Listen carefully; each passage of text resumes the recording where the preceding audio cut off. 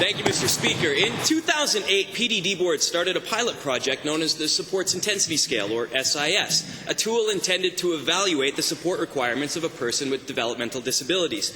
The SIS places a value from 1 to 7 on a variety of criteria to determine the support an individual should need. My question for the Minister is very simple. True or false? When the PDD boards introduced this to service providers, caregivers, self-advocates, families and clients, were they assured that the Supports Intensity Scale would not be used to determine funding? Honourable Minister. Mr. Speaker, I can't speak to the conversations that are held back then. What I can tell the honourable member is that's not the sole determinant of funding today. They're here.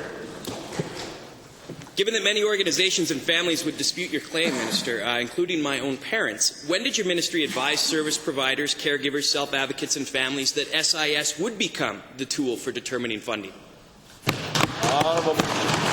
Mr. Speaker, the Supports Intensity Scale, pretty much as it describes, is a tool to determine supports intensity, need, Mr. Speaker, based on assessment of need and an understanding of what the person's circumstances are, natural supports, those kinds of things. That's what determines funding. Honourable member.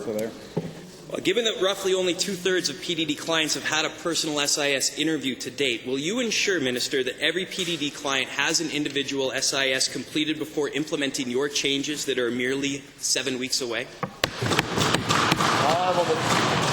Mr. Speaker, actually over 80% of the PDD clients in Alberta have had an assessment already, and we will be through most of them before the July 1 and the rest of them very shortly thereafter, Mr. Speaker.